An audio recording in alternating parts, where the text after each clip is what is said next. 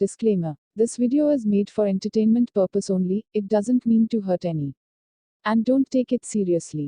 एक घने से जंगल में एक बड़े से पेड़ पर एक चिड़िया घोंसला बनाकर रहा करती थी। उस घोंसले में उसके दो छोटे छोटे बच्चे भी रहते थे।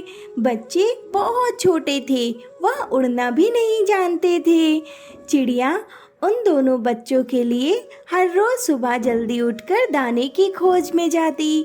शाम को दाना लेकर आती, अपने बच्चों को चोंच से खिलाती थी। बच्चे बहुत छोटे थे। ऐसे ही दिन गुजर रहे थे। पेड़ घना था, जिसकी छाया उसके घोंसले पे रहती थी, तो बच्चों को धूप से भी कोई परेशानी नहीं होती थी। एक दिन अचानक से जंगल में बरसात शुरू हो जाती है। बारिश बहुत तेज होने लगती है।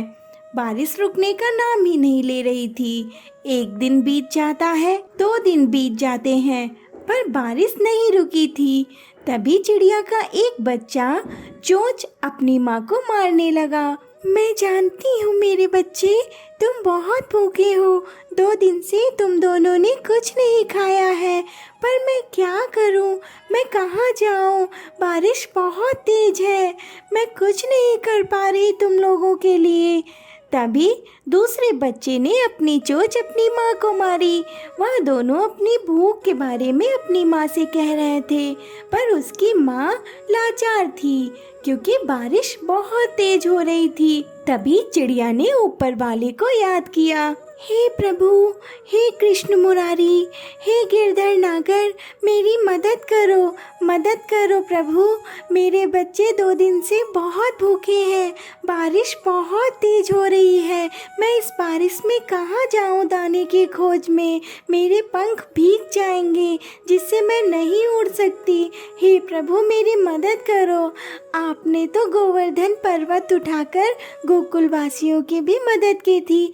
मेरे भी बच्चों के प्राण बचाइए प्रभु, नहीं तो मेरे बच्चे भूख से मर जाएंगे। इधर कृष्ण भगवान द्वारका में बैठे बैठे चिड़िया की सारी बात सुन रहे थे और मुस्कुराए जा रहे थे। तभी रुक्मणी ने कृष्ण भगवान से कहा, हे प्रभु, आप इतना मंद मंद मुस्कुरा क्यों रहे हैं? क्या बात है, मुझे भी बताइए।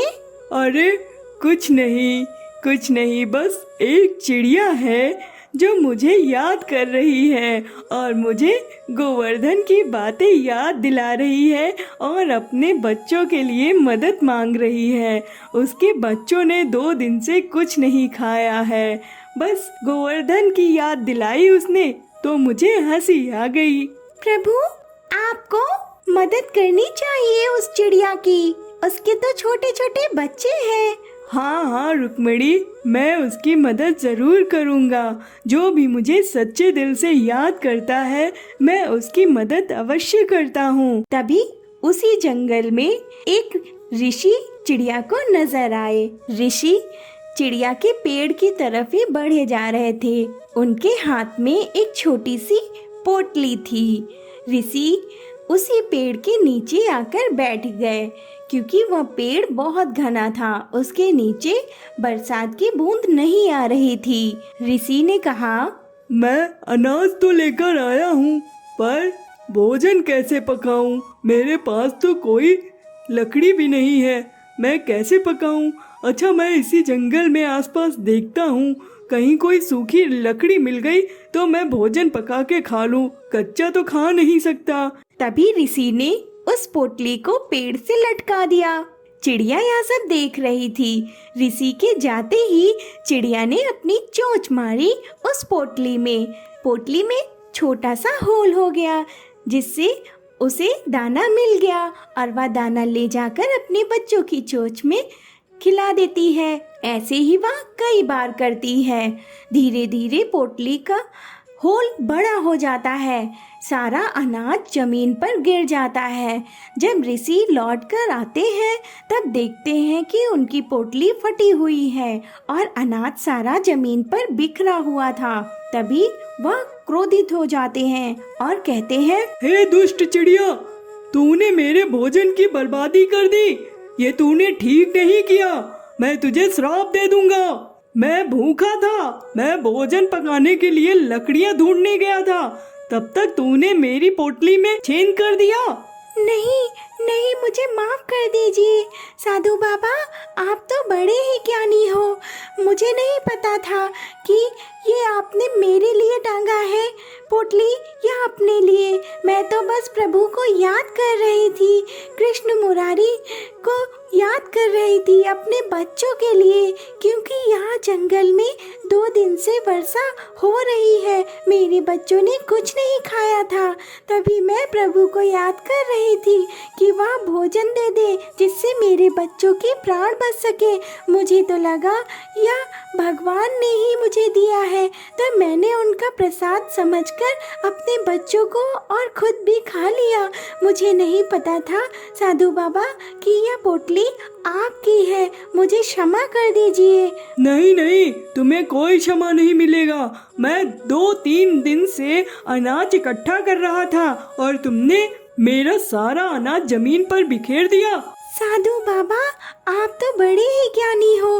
आप तो कई सालों से तपस्या कर रहे हो, प्रभु की पूजा भक्ति कर रहे हो, और मैं मूर्ख अज्ञानी हूँ।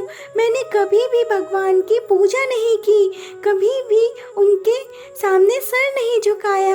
मैं तो बस अपनी ज़िंदगी में ही बिजी थी अपने बच्चों के साथ। आज जब मुसीबत पड़ी, मेरे बच्चे भूखे हैं, तब मैंने प्रभु को याद किया और पहली ही पुकार में प्रभु ने मेरे बच्चों का पेट भरा। तो भला आप भूखे कैसे रह सकते हैं? आपने कई सालों तपस्या की है, उनकी भक्ति की है। जब प्रभु मुझ जैसी अज्ञान मूर्ख चिड़िया को भोजन दे सकते हैं, तो आपको कैसे भूखा रख सकते हैं? आप खुद ही सोचिए।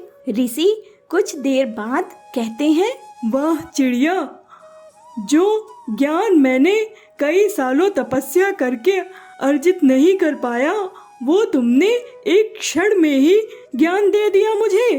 तुम धन्य हो चिड़िया, धन्य हो। मुझे तुम्हारे ऊपर अब गुस्सा नहीं आ रहा है। अच्छा, तुम यह बाकी का अनाज भी अपने पास रख लो, मैं यहाँ से निकलता हूँ। तभी ऋषि बाबा आगे बढ़ते हैं। बढ़ते बढ़ते वह एक ऐसे पेड़ के पास पहुँचते हैं जहाँ बड़ा ही रसीला फल लगा था। ऋषि बाबा चिड़िया की बात को सोचते हैं और मुस्कुराते हैं।